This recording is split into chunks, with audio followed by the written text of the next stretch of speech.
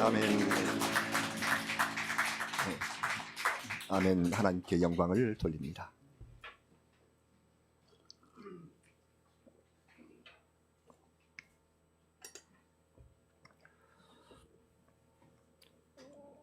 (12월의) 첫 주일입니다. 코로나로 힘들었던 2020년 올해가 채 한 달도 남지 않았습니다. 날씨가 차가워지고 한 해의 일들이 끝나가는 시점입니다. 지난 주일 우리 교회 예배당 안팎에 크리스마스 트리를 장식했습니다. 날이 추워서 봉사위원들 고생이 많으셨으나 또 그만큼 우리의 기쁨이 더 컸습니다. 우리 주님께서 성탄을 기다리는 우리 마음에 은혜를 충만케 하시어 올해 한 달 남았듯이 우리 삶에 남아있는 마지막 한 가지를 잘 하도록 힘을 주시고 계심을 깨달았습니다. 이 12월 지금 마지막 하나를 우리 같이 생각하셔야 할 시간입니다. 인생은 1%의 희망만 있어도 포기해서는 안 되는 하나님이 주시는 선물입니다. 작은 희망이라도 그 희망 속에는 커다란 힘이 있기 때문에 1%만 있으면 인생을 견뎌낼 힘이 생깁니다. 우리는 에디슨의 유명한 명언을 잘 알고 있습니다. 천재는 1%의 영감과 99%의 노력으로 이루어진다. 이 에디슨의 말을 우리는 노력이 중요하다는 말로 그렇게 이해해서 학교에서 자꾸 그걸 강조를 받았는데, 본래 에디슨의 의도는 영감을 갖지 않으면, 영감이 없다면 아무리 노력을 해도 부족하다, 이런 뜻이었다고 합니다. 여러분, 1하고 99하고 간에 거기에 액센트가 있는 것은 1이거든요. 그래서 에디슨이 말한 1%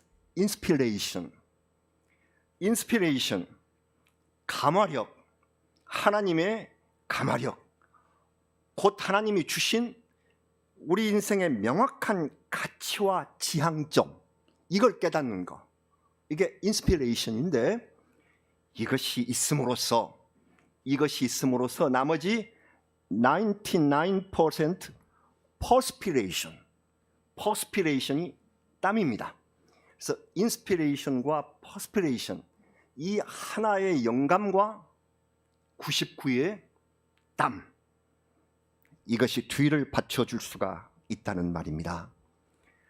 코로나로 인해서 1년의 삶을 정말 완전히 멈추어 선 채로 마지막 달에 들어서서 우리 하나님 앞에 1%의 인스피레이션, 영감을 구하는 우리에게 하나님께서 예비해 주신, 우리에게 내려주실 성령의 선물이 있으실 줄로 믿습니다. 예수 그리스도의 말씀이십니다. 마태복음 17장 20절을 우리 다 같이 봉독을 하시겠습니다. 마태복음 17장 20절 이렇습니다. 이르시되 너의 믿음이 작은 까닭이니라. 진실로 너희에게 이르노니 만일 너희에게 믿음이 겨자씨 한 알만큼만 있어도 이 산을 명하여 여기서 저기로 옮겨지라 하면 옮겨질 것이요 또 너희가 못할 것이 없으리라. 아멘. 우리 예수님의 말씀입니다. 무엇이라고 하셨습니까? 겨자씨만한 믿음, 이 작은 믿음, 이것이 바로 1%의 감화력, 우리 하나님이 주신 1%의 인스피레이션, 이게 겨자씨만한. 그래서 하나님께서 믿음의 가치를 우리에게 부여해 주시면, 아주 작은 것을 우리에게 부여해 주시면 우리는 산과 같은 일을 하게 될 줄로 믿습니다.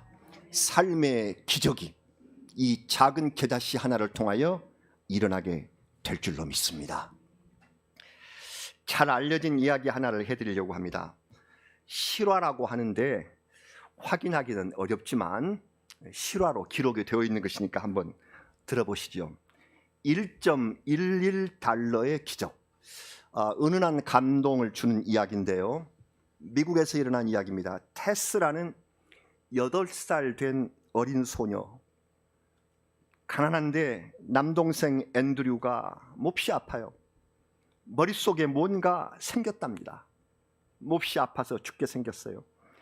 그러나 부모는 집세도 낼 수 없는 가난한 처지인데다가 곧 빈민촌으로 이사를 해야 할 형편이었습니다.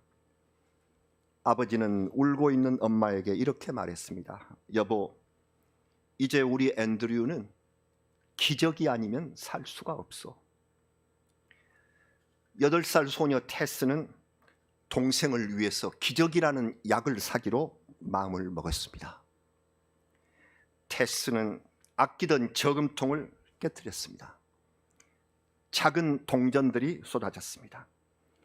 몇 번이고 세어보니 1.11달러, 1달러 11센트, 일자 3개.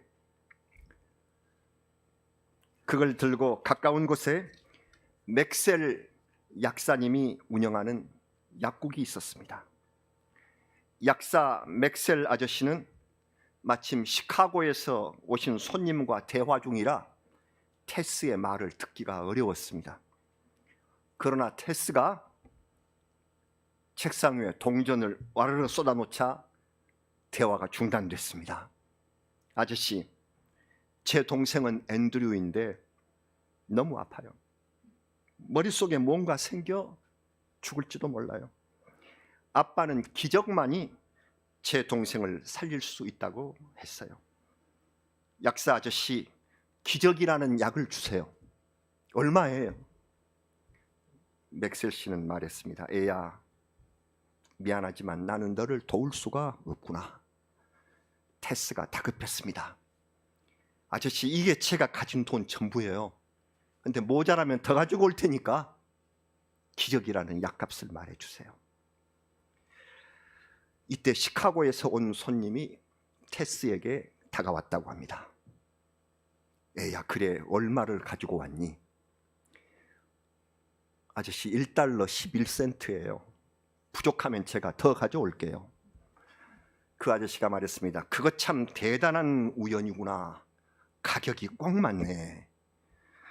내가 가진 기적이 네가 사려는 기적과 같은지 우리 한번 보자꾸나. 이 신사는 테스와 함께 집에 가서 앤드류와 부모를 만나보았습니다. 이분은 세계적인 신경 전문 의사인 칼튼 암스트롱 박사였다고 합니다. 이 수술은 1달러 11센트에 이루어져서 어린 앤드류를 고치는 기적을 낳았다는 실화로 기록이 되어 있습니다.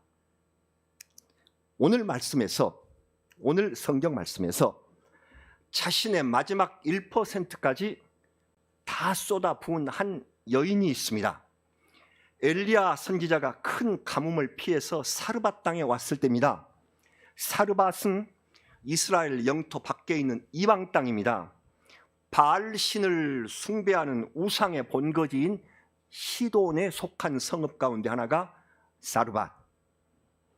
그곳에도 역시 가뭄이 심했죠. 굶어 죽는 사람이 속속 생겨나서 인심은 메마르고 그리고 민심이 극도로 흉흉했던 때였습니다. 여기서 엘리야는 성문에 나온 한 여인을 만났습니다. 이 여인은 가난한 과부로서 나뭇가지를 줍고 있었네요. 목이 마르고 배고팠던 엘리야 선지자는 그 사르밧 과부에게 물 한 모금과 빵 한 조각을 달라고 요청을 했습니다. 그러자 이 사르밧 여인은 망설이면서 말했습니다. 오늘 우리 같이 봉독하신 말씀 열왕기상 17장 12절 제가 다시 읽어볼게요. 그가 이르되 당신의 하나님 여호와께서 살아계심을 두고 맹세하오니 나는 떡이 없고 다만 통에 가루 한 움큼과 병에 기름 조금뿐이라. 내가 나무가지 둘을 주워다가 나와 내 아들을 위하여 음식을 만들어 먹고 그 후에는 죽으리라. 이 이방 여인은 엘리야가 하나님을 믿는 사람임을 단번에 알아보았습니다. 그래서 여호와의 이름으로 진실하게 자기 처지를 말했습니다. 먹을 빵은 한 조각도 없고 뒤주에 밀가루가 한 줌 정도, 병에는 기름 몇 방울이 마지막 양식이라는 것입니다. 이 땔감을 주어서 아들과 마지막 식사를 한 뒤에 죽음을 기다리겠다고 말했습니다. 참 피가 맺히는 일이었습니다. 그러자 엘리야 선지자가 이렇게 말합니다. 그것으로 나를 위해 떡을 만들어 줄 수 있느냐? 여호와가 비를 내리시기까지 그 통의 가루와 그 병의 기름이 다하지 아니하리라. 믿기가 어려운 말이었습니다. 더군다나 마지막 양식을 내 가족, 내 아들한테 먹일 수도 없다니.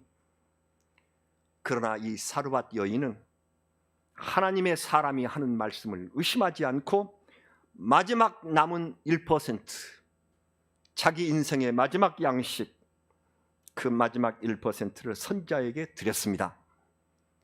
이것은 믿음으로만 가능한 일이었습니다. 여인은 자신의 마지막 삶을 바쳐 하나님께 믿음으로 의지할 길을 택하였던 것입니다. 잘 알고 있습니다. 기적이 일어났어요. 여러 날 동안, 적어도 가뭄이 물러가는 그 3년 동안 통에 가루가 없어지지 않았으며 병의 기름이 마르지 않았습니다. 마지막 양식이 사르밧 여인의 믿음으로 인하여 기적으로 바뀌게 된 것이죠. 우리는 이를 통해서 겨자씨만한 믿음이 산을 옮길 수 있음을 깨닫게 됩니다. 이 믿음이 있으면 놀라운 일이 일어나는구나. 믿음의 양식 1%가 기적이 되는 역사를 경험할 수가 있습니다. 이 사건을 통해서 우리는 스스로 한 가지 심각한 질문을 하게 됩니다. 인생이 뭔가? 사람이 과연 무엇으로 사는가? 밀가루와 쌀통으로 사는 것이냐? 저금 통장과 부동산을 보면서 사는 것이냐? 아니라는 것입니다. 떡이 아니라, 먹을 빵이 아니라, 내 재산이 아니라 믿음으로 사는 것이다. 하나님의 말씀으로 사는 것이다 하는 것을 우리에게 알려주신 오늘의 본문 말씀입니다. 사랑하는 여러분, 잠시 우리 복음서로 건너와서 예수님께서 계셨던 예루살렘 성전 앞으로 한번 가보시겠습니다. 성전 앞에 헌금함이 있었다고 합니다. 그리고 예수 그리스도께서 그 앞에 계셨어요. 헌금함은 성전 가운데 여인의 뜰이라고 불리는 곳에 있는데 노쇠로 된 나팔 모양의 함들이 일렬로 늘어서 있는 그것이 헌금함이었습니다. 옛날 성경에는 연복회, 지금 성경에는 헌금함. 부자들은 당당하게 나와서 많은 양의 헌금을 했습니다.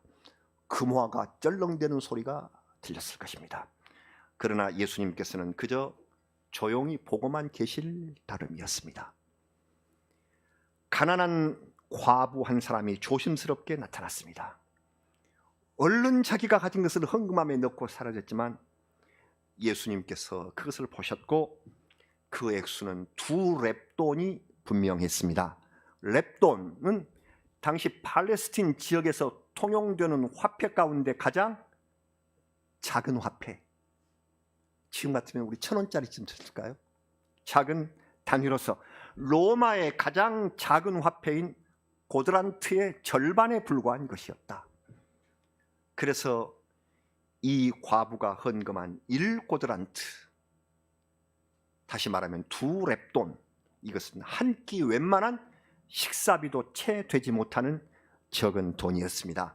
그러나 중요한 것은 이 돈이 그때 이 과부가 가진 모든 것이었다는 사실이죠. 과부는 저녁 끼니를 거르고 굴물 작정을 하면서 그것을 하나님 앞에 드렸습니다. 내일 또 하나님께서 일용할 양식을 주실 것으로 믿고 자기 주머니에 있는 마지막 양식을 바친 것이죠. 이에 예수님께서 이렇게 말씀하셨습니다. 우리 이 말씀 같이 한번 읽어보실까요? 마가복음 12장 43절과 44절 우리 같이 읽겠습니다.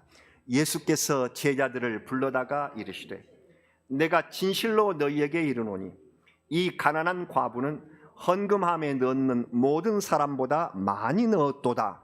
그들은 다 그 풍족한 중에서 넣었거니와 이 과부는 그 가난한 중에서 자기의 모든 소유 곧 생활비 전부를 넣었느니라 하시니라. 아멘. 마지막 모든 것을 드리는 이 자세를 보시고 예수님께서는 모든 사람보다 하나님 앞에 많이 바쳤다 하고 인정하셨습니다.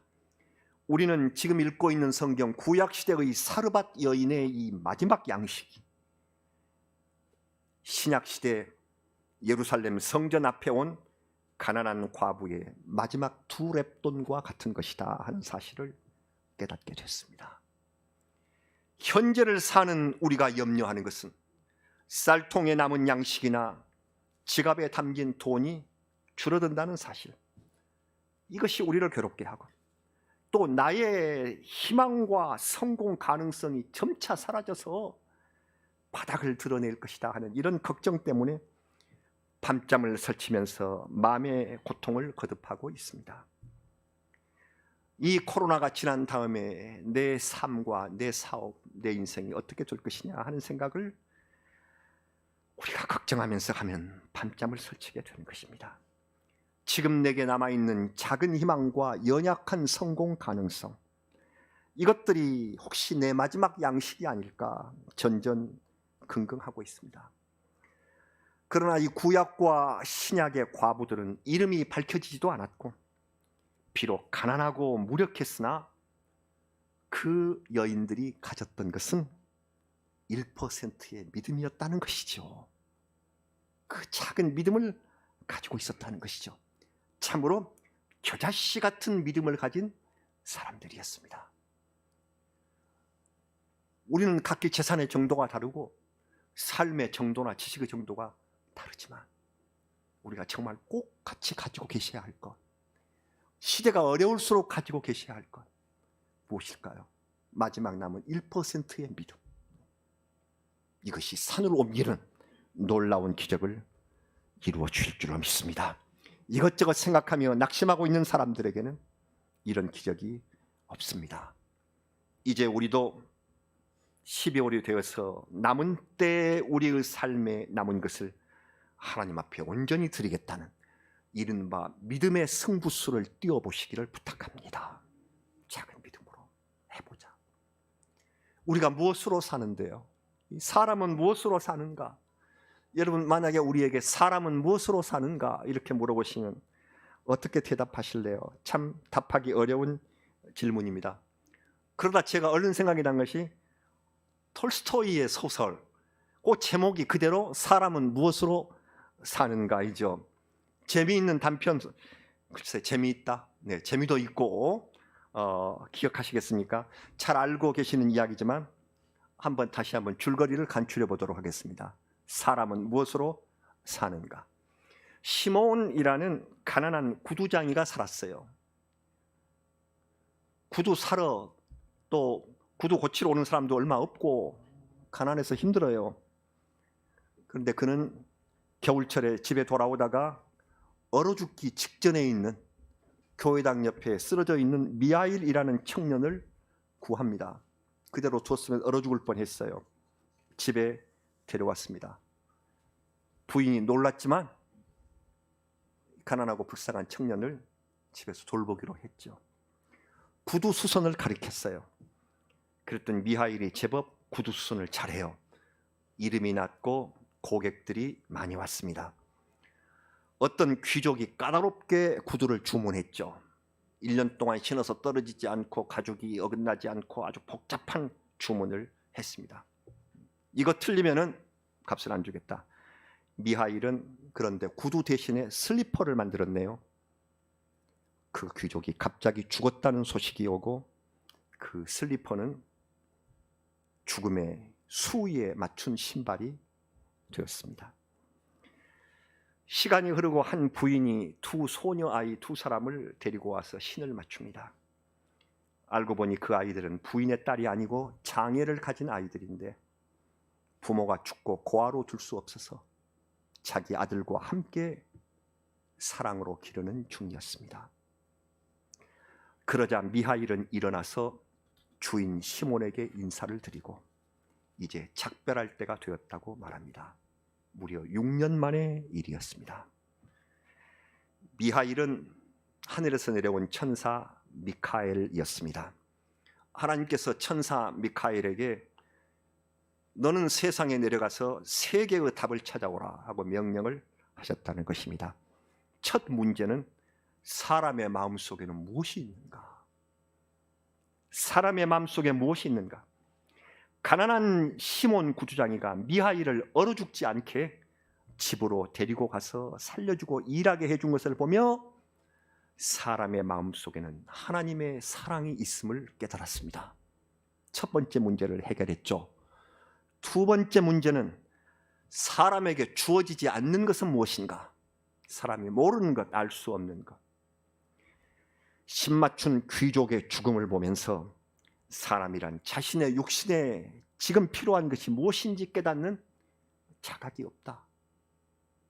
지금 곧 내일 죽을 줄도 모르고 그는 1년을 멋지게 신을 중원하는 닥쳐올 죽음, 미래를 깨닫지 못하는 것, 그것에서 답을 얻었습니다. 그리고 하나님이 내신 마지막 세 번째의 문제가 사람은 무엇으로 사는가? 하나님과의 약속으로 장애 소녀들을 자신의 인생에서 자녀로 기르는 그 믿음과 그 사랑으로 사람들이 살아가는구나 하는 사실을 깨닫게 된 천사는 이제 이 해답을 가지고 하나님께로 돌아가기 위하여 세상에 은혜 베풀어 준 분들과 작별하고 하늘로 떠났다 하는 이야기입니다.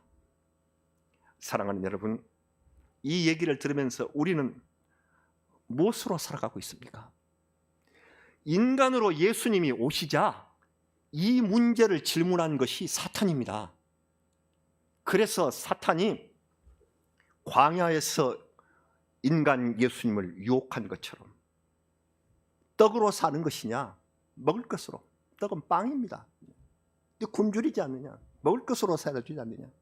두 번째는 무엇이었죠? 명성으로, 명예로. 많은 사람들이 알아주는 이 명성으로 한번 뛰어내려 봐라. 그러면은 세상의 명성이 다 그대에게 오지 않느냐. 마지막에는 천하를 가질 수 있는 권력으로. 그렇게 유혹하는 사탄 앞에서 우리 예수님께서 무엇으로 살아야 할 것인지 답을 가르쳐 주신 것입니다. 한 번 더 성경 말씀을 읽어보실까요? 같이 신명기 8장 3절 말씀을 우리 같이 읽어보시겠습니다. 읽습니다. 너를 낮추시며 너를 줄이게 하시며 또 너도 알지 못하며 네 조상들도 알지 못하던 만나를 내게 먹이신 것은 사람이 떡으로만 사는 것이 아니요 여호와의 입에서 나오는 모든 말씀으로 사는 줄을 네가 알게 하려 하심이니라. 아멘. 하나님의 자녀인 우리는 떡으로가, 세상의 빵으로가 아니라 세상의 명예나 권력으로가 아니라 무엇으로요? 하나님의 말씀으로 삽니다. 진리의 말씀으로 우리는 세상을 이깁니다. 이것을 우리가 1%를 가지고 있는 사람은 하나님께서 사랑하시며 기적을 베푸신다. 오늘 우리에게 주시는 하나님의 말씀입니다. 사랑하는 여러분, 하나님의 말씀이 들리지 않고 나를 외면하시는 것 같아서 낙심할 때도 있으실 것입니다. 위대한 선지자 엘리야도 바알의 일당을 갈멜산에서 물리친 후에 권력을 가진 왕 아합과 그 간특한 왕비 이세벨의 위협을 받고 피신을 하죠. 그렇죠? 멀리 남쪽 광야 호렙산으로 피난을 갑니다. 얼마나 힘들었으면 선지자답지 못하게 하나님 내 생명을 거두어 주세요, 절망적인 기도를 했을까요? 그러자 하나님께서 엘리야를 이렇게 부르셨습니다. 자 읽으셨던 열왕기상 19장 11절과 12절 제가 읽겠습니다. 이러셨습니다. 여호와께서 이르시되 너는 나가서 여호와 앞에서 산에 서라 하시더니 여호와께서 지나가시는데 여호와 앞에 크고 강한 바람이 산을 가르고 바위를 부수나 바람 가운데에 여호와께서 계시지 아니하며 바람 후에 지진이 있으나 지진 가운데도 여호와께서 계시지 아니하며 또 지진 후에 불이 있으나 불 가운데에도 여호와께서 계시지 아니하더니 불 후에 세미한 소리가 있는지라. 뭘 느끼셨습니까? 하나님께서 이전에 계시한 방법이 바람, 지진, 불과 같은 초자연적인 현상입니다. 그래서 우리는 하나님께서 나와 함께 계신다고 할 때에 우리는 바람, 지진, 불이 휘슬고 지나가는 그 모습을 생각하기 쉽습니다. 오 하나님, 저와 가까이 계셔 주세요. 지진과 불로 그냥 내게 임하실 것으로 생각을 합니다. 그러나 이제는 하나님께서는 불 후에 세미한 소리, 세미한 음성, small voice, 작은, 아주 작은 세미한 음성으로 우리 곁에 오신다고 해 주셨습니다. 여러분, 하나님께서는 우리 곁에 속삭여 주시는 우리의 가장 가까운 곳에 small voice로 매우 낮은 소리, 세미한 음성으로 오셔서 진리와 생명의 말씀을 속삭여 주시고 성령님을 통한 영혼의 소리로 오시는 하나님이신 줄을 믿습니다. 1%의 믿음을 가지고 하나님 앞에 서면 하나님께서는 이 낮고 세미한 음성으로 우리에게 오셔서 성령을 통한 영혼의 소리로 우리에게 힘을 주시고 우리에게 새로운 미래 2021년과 그리고 앞으로 우리 남은 삶과 우리 자녀들의 삶을 인도하시며 약속해 주실 줄로 믿습니다. 사랑하는 여러분, 엘리야 선지자를 따라서 올해의 남은 날에 하나님이 주시는 세미한 영혼의 말씀을 마음속에 듣고 간직하셔서 마지막 1%까지 믿음의 승리를 거두시는 빈누리 성도가 되시기를 주의 이름으로 축원합니다. 오늘 대림절 두 번째 주일은 회개와 평화의 촛불을 밝히는 날이라고 정해져 있어서 두 개의 촛불을 켰습니다. 하나님 앞에 회개, 우리 삶에 내려주신 하나님의 샬롬, 이 평화, 우리는 마지막 1%의 믿음으로 회개하며 소망으로 세상을 밝히고 주님 오시면 우리 삶이 승리할 줄로 믿으면서 마지막 남은 우리 믿음, 소망, 사랑을 주님 맞이하기 위하여 이것을 드립니다. 세미한 음성으로 주님 우리에게 오시옵소서. 우리 다 같이 기도드리겠습니다. 사람은 무엇으로 사는가? 대답하기 어려운 질문을 사르밧 여인을 통하여 우리에게 들려주시고 적은 겨자씨만한 믿음이 산을 움직이는 기적을 이룰 것이다 하신 예수님의 말씀 우리가 믿습니다. 이 말씀 들려주셔서 참으로 감사합니다. 마지막 가루를 바친, 마지막 두 렙돈을 바친 그러한 이름 없는 성도처럼 우리도 1%의 기적을 이루게 하여 주시옵소서. 오늘 우리 주님 앞에 기도 시간에도 간절히 구한 바 이 코로나로 인한 여러 가지 어려움과 슬픔들을 이제는 믿음으로 극복할 때가 완전히 온 줄로 확실히 믿고서 우리 주님 앞에 이 대림절 남은 기간과 올해의 남은 날들을 주님께 바치고 새로운 미래를 소망 중에 맞이하는 저희가 되도록 인도하여 주시옵소서. 오늘 모든 성도들이 다 주님 앞에 오고 싶었습니다.